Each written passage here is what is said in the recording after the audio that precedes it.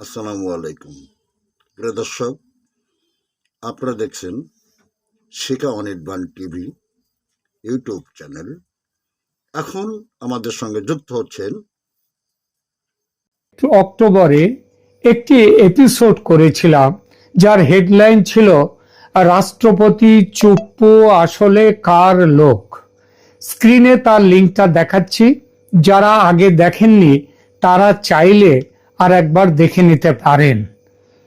সেখানে আমি যে প্রশ্নের উত্তর খুঁজতে চেয়েছিলাম সেটা হলো, অবৈধ ইউনূস সরকারের একের পর এক অবৈধ অর্ডিন্যান্সে যেভাবে রাষ্ট্রপতি চুপ্পু বিনা প্রশ্নে তার সই দিচ্ছেন, তাতে একটা প্রশ্ন স্বাভাবিকভাবে উঠছে যে রাষ্ট্রপতি চুপ্পু আসলে কার লোক। তিনিও কি ভেতরে ভেতরে সেনাপ্রধান ওয়াকারুজ্জামানের মতো ছদ্মবেশী জামাতি, নাকি বন্দি সম্রাট শাহজাহানের মতো নখদন্তহীন লাচার একজন মানুষ? সম্রাট শাহজাহানকে বাধ্য হয়ে নিহত প্রিয়পুত্র দারা শিকোর কাটা মুন্ডু দেখতে হয়েছিল, আর রাষ্ট্রপতি শাহাবুদ্দিন চুপ্পু জানতেন অপরাধ ট্রাইব্যুনাল প্রধানমন্ত্রী শেখ হাসিনাকে মৃত্যুদণ্ড দেবেই, তবু তিনি সেই অর্ডিন্যান্সে সই করেছিলেন। আমার কিছু দর্শক বলেছিলেন সই না করে তার উপায় ছিল না, স্বেচ্ছায় নয়, তিনি বাধ্য হয়েছিলেন অর্ডিন্যান্সে সই করতে, না করলে তার প্রাণ সংশয় হতে পারত। এই যুক্তি আমার কাছে খুব একটা গ্রহণযোগ্য মনে হয়নি, ছেদও মনে হয়েছিল। এই ছেদও মনে হওয়ার কারণ, রাষ্ট্রপতিকে মেরে ফেললে ইউনূস সরকারের কোনো লাভ নেই, বরং ক্ষতি। দেখুন, যারা ওই অপহরণ করে না, অপহরণ করে যাকে জিম্মি করে রেখে টাকার ডিমান্ড করে, মুক্তিপণ চায়, তাকে কাজ শেষ হওয়ার আগে কখনো মেরে ফেলে না, মারে কাজ শেষ হওয়ার শেষে। তো বাংলাদেশে ইউনূস সরকারের তো কাজ এখনো শেষ হয়নি, কিন্তু যদি জিম্মি না হয়ে চুপ্পু এই সরকারের স্বেচ্ছা অংশীদার হয়ে থাকেন, অর্ডিন্যান্স জারি যদি তিনি স্বেচ্ছায় করে থাকেন, এই সম্ভাবনা কিন্তু একেবারে উড়িয়ে দেওয়ার নয়। বিশেষ করে রাষ্ট্রপতির সঙ্গে প্রধানমন্ত্রী শেখ হাসিনার সম্পর্কে শেষ দিকে তিক্ততা এসে গিয়েছিল বলে নির্ভরযোগ্য সূত্রে থেকে খবর আমি পেয়েছি। কলকাতায় থাকা আওয়ামী লীগের নেতাদের সঙ্গে ব্যক্তিগতভাবে বিষয়টি নিয়ে কথা বলেছি। রাষ্ট্রপতি চুপ্পু ছদ্ম জামাতি, এটা অবশ্য কেউ তাদের মধ্যে বিশ্বাস করেন না।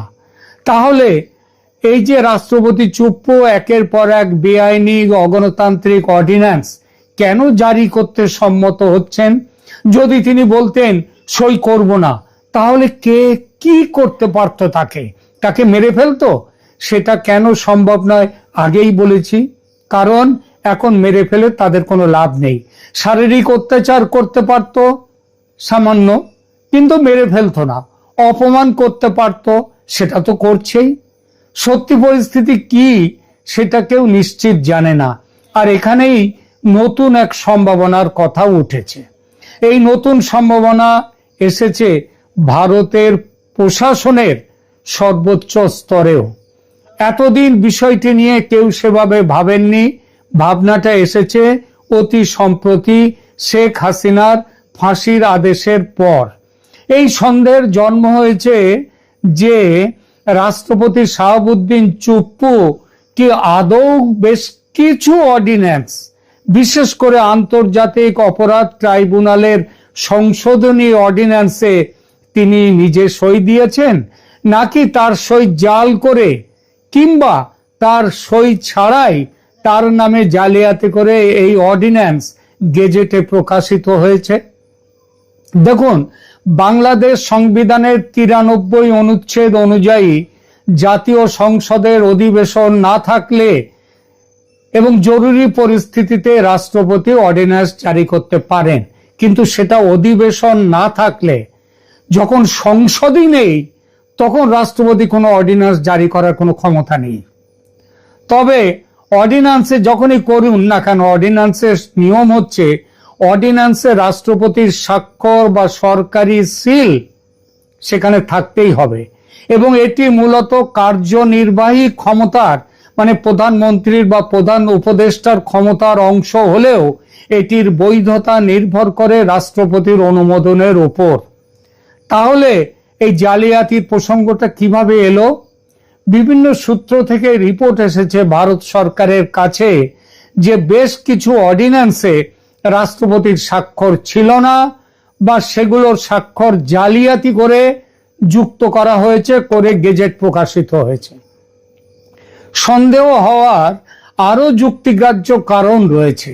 প্রথমত, দেশে আগেই যেটা বলেছি, যখন সংসদ ভেঙে দেয়া হয়েছে, সংসদ বলে কিছু নেই, এই পরিস্থিতিতে রাষ্ট্রপতি কোনো অর্ডিন্যান্স জারি করতে পারেন না, কারণ জারি হওয়া অর্ডিন্যান্স সংসদে পাশ করাতে হয়, যেটা এখন সম্ভব নয়। দ্বিতীয়ত, ৭১-এর যুদ্ধ অপরাধীদের বিচারের জন্য গঠিত ট্রাইব্যুনালকে যেভাবে সংশোধন করা হয়েছে সেটা আন্তর্জাতিক ট্রাইব্যুনাল কানুনের বিরোধী। তৃতীয়ত, ইউনূস সরকারের ট্র্যাক রেকর্ড, জালিয়াতির ট্র্যাক রেকর্ড। আপনাদের হয়তো মনে আছে, সেই 5 আগস্টে প্রধানমন্ত্রী হাসিনা তার পদ ত্যাগ করে দেশ ছেড়ে চলে গেছেন বলা হলো, এবং সেটা বলার পরে জানা গেল সেই হিসেবে সুপ্রিম কোর্টের কনস্টিটিউশন বেঞ্চের পরামর্শের ভিত্তিতে নতুন সরকার শপথ নিল। পরে জানা গেল প্রধানমন্ত্রী শেখ হাসিনা পদত্যাগ করেননি, এবং তিনি যা দেশ ছেড়ে চলে গেছেন কিন্তু পদত্যাগ করেননি। আরো জানা গেল সুপ্রিম কোর্টের পরামর্শ, সেটা সুপ্রিম কোর্টের কনস্টিটিউশনাল বেঞ্চের কোনো বৈঠকই বসেনি, অর্থাৎ পরামর্শ বলে যেটাকে সুপ্রিম কোর্ট থেকে নিয়ে আসা হয়েছে সেটা আর এক জালিয়াতি। অর্থাৎ এই সরকারের তৈরি হয়েছে, ক্ষমতায় বসেছে জালিয়াতি করে। আর এই কারণেই প্রশ্ন উঠেছে, বাংলাদেশে অন্তর্বর্তী সরকারের জারি করা বিভিন্ন অর্ডিন্যান্সে রাষ্ট্রপতি সই করেননি বা তার সই জাল করা হয়েছে কি? এই সরকারের পিছনের শক্তি মানে জামাতি শক্তি, ওই আল কায়দা শক্তি, আইএস এর শক্তি, এরা যেভাবে শেখ হাসিনা পদত্যাগ না করলেও তার পদত্যাগের মিথ্যা খবর প্রচার করে এবং সুপ্রিম কোর্টের জাল পরামর্শ যেভাবে জোগাড় করে সরকার শপথ নিয়েছিল, সেই একই পদ্ধতিতে জালিয়াতির মাধ্যমে ট্রাইব্যুনালের সংশোধনী অর্ডিন্যান্স জারি হয়ে থাকলে খুব কি অবাক হওয়ার মতো কথা? আদৌ অবাক হওয়ার মতো কথা নয়। নিঃসন্দেহে এই সম্ভাবনাটি গুরুতর ধরনের রাষ্ট্রীয় জালিয়াতি এটা, এবং সেটা হচ্ছে বাংলাদেশের বর্তমান যে রাজনৈতিক পরিস্থিতি এবং যারা এই রাজনীতির এখন ক্ষমতায় আছেন তাদের কাছে এটা খুবই স্বাভাবিক ব্যাপার। এই ব্যাপারে আজ এই মুহূর্তে কোনো প্রমাণ পাওয়া অসম্ভব, কারণ শান্তির নোবেলজয়ী ইউনূস আইন কানুনকে মেঘনা যমুনার জলে ভাসিয়ে তার রাজত্ব চালাচ্ছেন। প্রমাণ লোপাট, তবে ভবিষ্যতে এর প্রমাণ পাওয়া যাবেই, যদি না বড় প্রমাণটিকে অর্থাৎ রাষ্ট্রপতি শাহাবুদ্দিন চুপ্পুকে এই সরকার বিদায় নেয়ার আগে চিরকালের মতো চুপ যদি না করিয়ে দেয়, তাহলে প্রমাণ এক সময় আসতে বাধ্য। নয়াদিল্লির নির্ভরযোগ্য সূত্র থেকে জানা যাচ্ছে, শেখ হাসিনার পদত্যাগপত্র, সুপ্রিম কোর্টের পরামর্শ জালিয়াতি করে এই সরকারের ক্ষমতা দখলের সঙ্গে এবার অর্ডিন্যান্স জালিয়াতির বিষয়টি যোগ করে বড়সড় একটি ডসিয়ার আমেরিকার হাতে তুলে দিয়েছে ভারত সরকার। আর এর পরিণামে নোবেলজয়ী ডক্টর মোহাম্মদ ইউনূসের এই ৮৬ না ৮৭ বছর বয়স, তার এই বয়সের যে প্রতিষ্ঠা তিনি অর্জন করেছেন পৃথিবীব্যাপী, সেই প্রতিষ্ঠা তাসের ঘরের মতো ভেঙে পড়তে বাধ্য। শুধু তাই নয়, বেঁচে থাকলে আগামী দিনগুলো তাকে যে ভয়ঙ্কর জালিয়াতির দায়েও অন্ধ কারাগারে কাটাতে হবে সেটাও নিশ্চিত। এই জন্যেই বাংলায় একটা প্রবাদ আছে, অতিবার বেরো না, ঝড়ে ভেঙে পড়বে। কারণ ক্রাইম ডাজ নট পে, পাপ বাপকেও ছাড়ে না।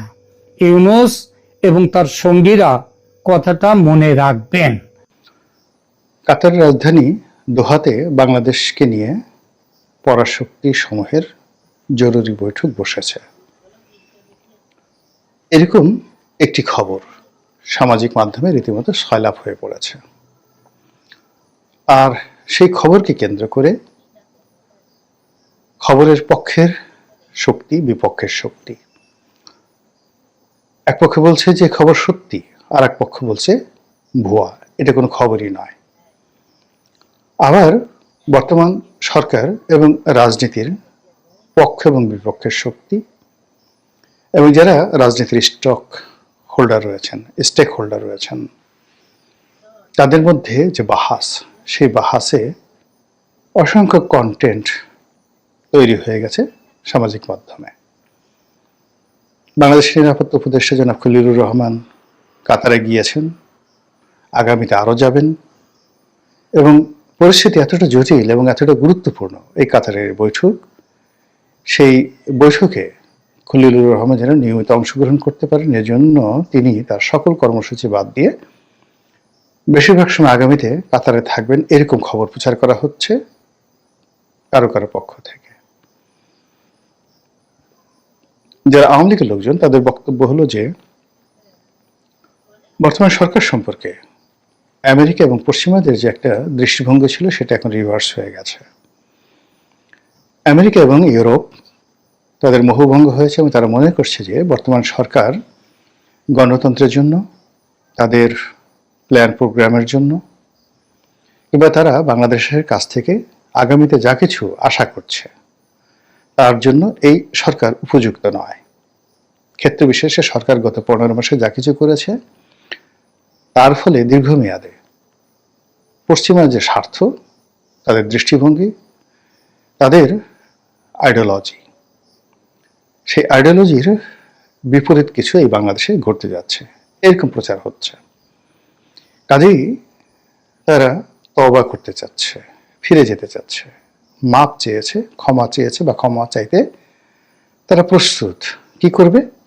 আবার সেই যে লাউ সেই কদু, বিএনপির কাছে যাও, কিংবা আবার সেই আওয়ামী লীগের কাছে যাও, আওয়ামী লীগ বিএনপিকে একত্রে বসাও। এটা লিবারেলদের কথাবার্তা, যে আওয়ামী লীগ এবং বিএনপি জাতীয় পার্টি এ সকল রাজনৈতিক দলকে মূল ফোকাসে রেখে অন্যান্য ইসলামী যে রাজনৈতিক দলগুলো রয়েছে তাদেরকে সহযোগী করে ছোট ছোট রাজনৈতিক দলগুলোকে রেখে, যেটাকে ইনক্লুসিভ নির্বাচন বলা হয়, সকল পক্ষ অংশগ্রহণ করবে, প্রয়োজন নেবে এক বা একাধিক রাজনৈতিক জোট হবে, এরকম একটা রাজনৈতিক মেরুকরণ করার জন্য পশ্চিমা শক্তিরা কাতারে বৈঠক করছেন। এটা বলছে যারা মধ্যপন্থা অবলম্বন করেন সেই সকল রাজনৈতিক যারা বিশ্লেষক রয়েছেন তারা। আর আওয়ামী লীগের যারা লোকজন, তাদের তো গালগপ্পের শেষ নেই।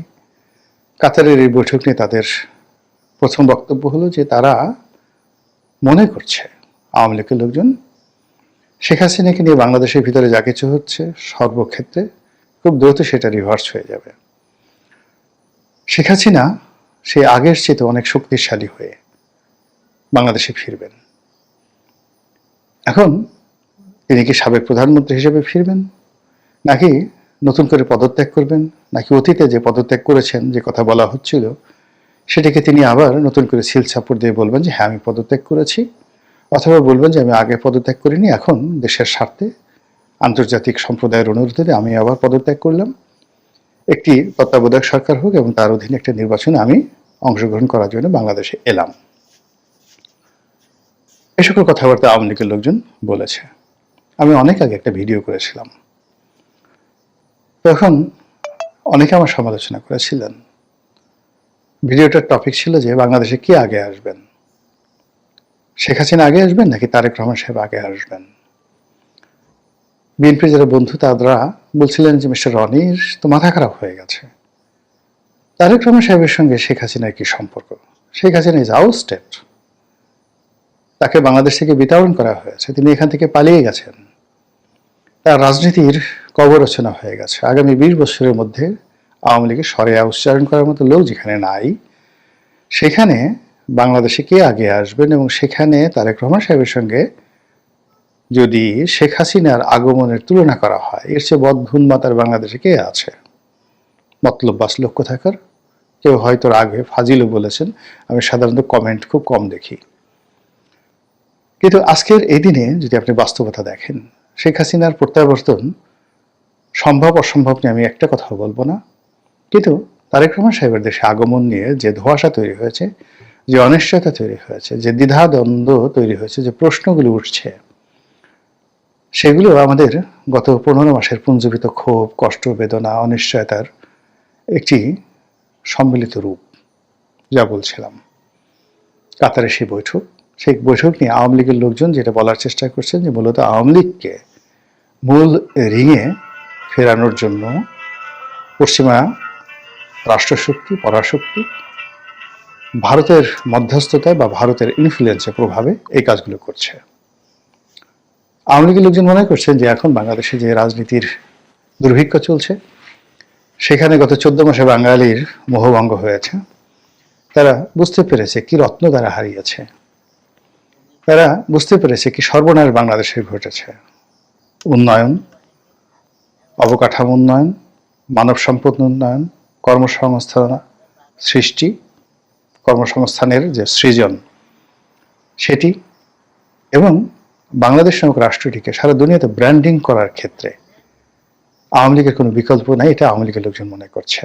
কারণ গত 14 মাসে আমাদের পাসপোর্টের যে করুণ দশা, বিশ্বের বেশিরভাগ দেশ এখন ভিসা দিতে দ্বিধাগ্রস্ত, অনেক জায়গায় ভিসা পাওয়া যাচ্ছে না।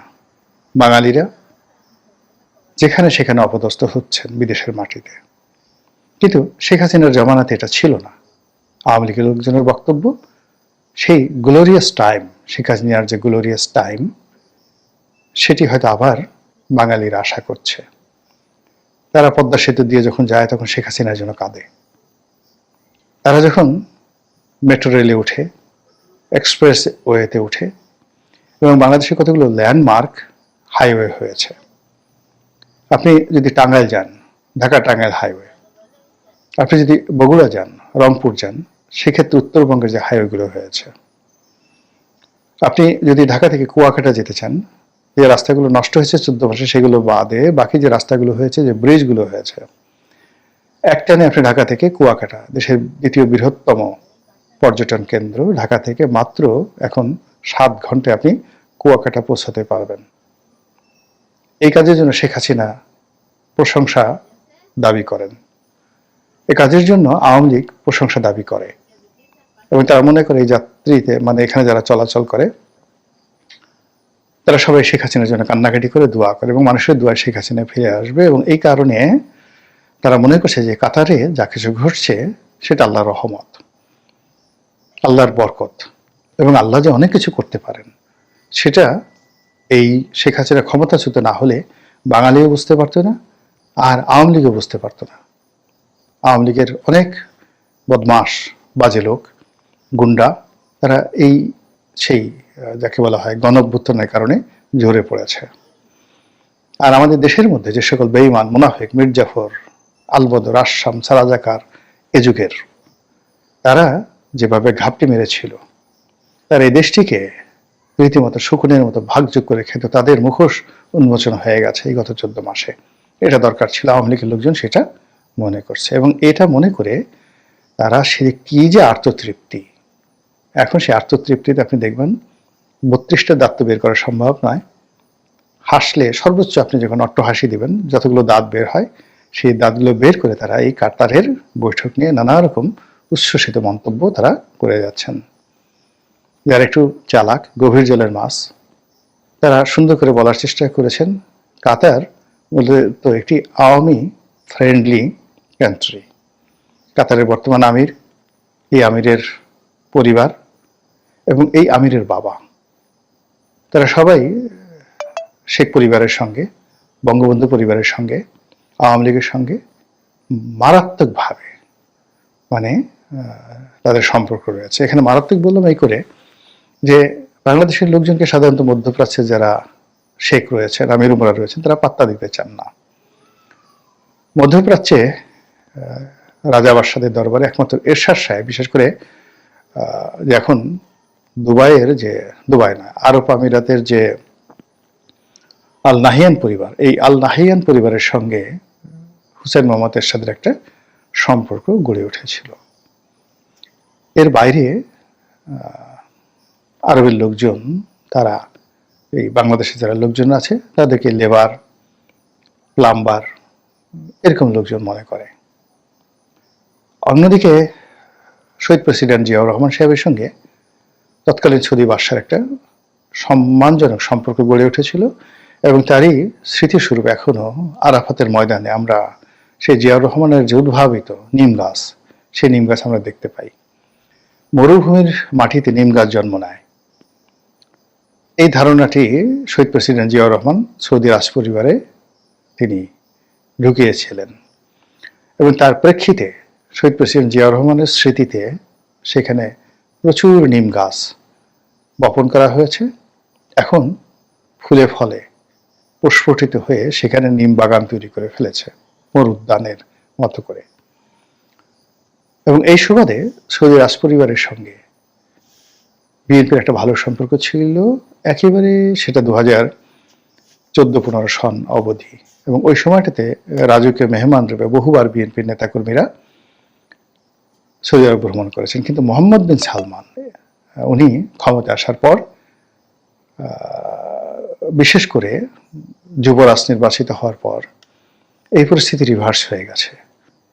বিএনপির জন্য এখন আর সৌদি আরব অভয়ারণ্য নয়, বরং মোহাম্মদ বিন সালমানের সঙ্গে শেখ পরিবারের, বাংলাদেশের শেখ পরিবারের ব্যক্তিগত সম্পর্কটা কোন পর্যায়ে গিয়েছিল, এটা নিরপেক্ষভাবে যদি আমি এখন বলি, আমাকে সবাই এখন আওয়ামী লীগের দালাল বলার চেষ্টা করবেন। কিন্তু তারপর আমি বলেছি, মোহাম্মদ বিন সালমান বাংলাদেশে আসতে চেয়েছিলেন শেখ হাসিনার জমানাতে। যদি তার পতন না হতো তাহলে হয়তো সেই 2025 সনের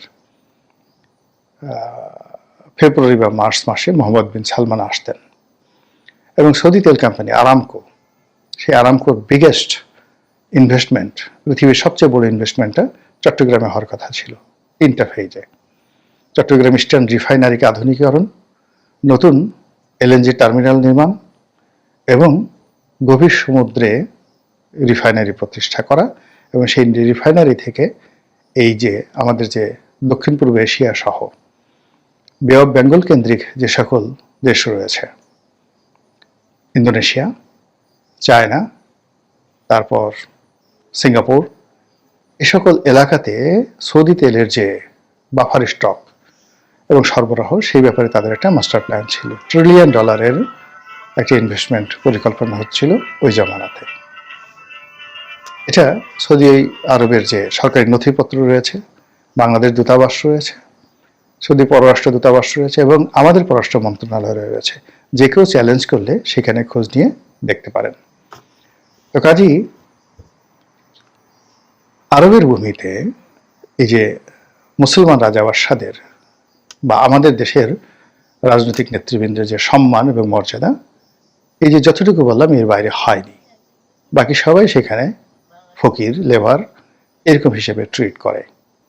এবং তার প্রমাণ আমরা গত 14 মাসে দেখেছি যে এই দেশগুলো থেকে বর্তমান রেজিম যারা চালাচ্ছেন, সেটা দুবাই হোক, কাতার হোক, সৌদি আরব হোক, কুয়েত হোক কিংবা অন্য কোনো দেশ, ওমান হোক, কোনো দেশ থেকে ওরকম সম্মানজনক আমরা কোনো কিছু পাইনি। তার এই ধারাবাহিকতায় আওয়ামী লীগের লোকজন বলার চেষ্টা করছেন, যেহেতু কাতার এখানে নেগোসিয়েশন করছে, সেখানে কাতারের আমির, তাদের সেনাবাহিনী প্রধান, তাদের ডিজিএফআই প্রধান, মানে ডিজিএফআই বলতে তাদের তো ডিজিএফআই নয়, তাদের হয়তো অন্য নামে আছে, তারা এখানে যে নেগোসিয়েশনগুলো হচ্ছে সেই নেগোসিয়েশনে তারা শেখ হাসিনার পক্ষে অতীত সম্পর্কের কারণে তারা ওকালতি করছেন। আর এখন আপনারা জানেন যে সৌদি আরবের মানে কাতারের যে আমির এবং সৌদি আরবের যে ক্রাউন প্রিন্স তিনি, এবং আগামীতে সংযুক্ত আরব আমিরাতে যিনি প্রধান ব্যক্তি হতে যাচ্ছেন। এই ত্রয়ী, এই শক্তিটি মূলত এখন মধ্যপ্রাচ্যে পুরো রাজনীতি নিয়ন্ত্রণ করছে। তো কাজেই তাদের সঙ্গে যদি তারেক রহমান সাহেবের সম্পর্ক হয়, কিংবা জয়ের সম্পর্ক হয়, আওয়ামী লীগের সম্পর্ক হয়, বিএনপির সম্পর্ক হয়, সেই সম্পর্ক আমেরিকার সম্পর্কের চাইতে অধিক গুরুত্বপূর্ণ, ফ্রুটফুল এবং ইকোনমিক্যালি ভায়াবল। সেই অর্থে কাহাত্তারে এই বৈঠক নিয়ে যে কিছু হচ্ছে, মানে একেবারে যে মিথ্যা তাও যেমন বলা যাচ্ছে না, কোনো কিছু উড়িয়ে দেওয়া যাচ্ছে না, এবং এটার যে গুরুত্ব আছে এটা অবশ্যই আপনাকে স্বীকার করতে হবে। এখন আসলে সেটা কি হচ্ছে সেটা সময় হলে দেখা যাবে। আল্লাহ আমাদের সবাইকে হেদায়েত দান করুন এবং হেফাজত করুন। আসসালামু আলাইকুম ওয়া রাহমাতুল্লাহি ওয়া বারাকাতুহু।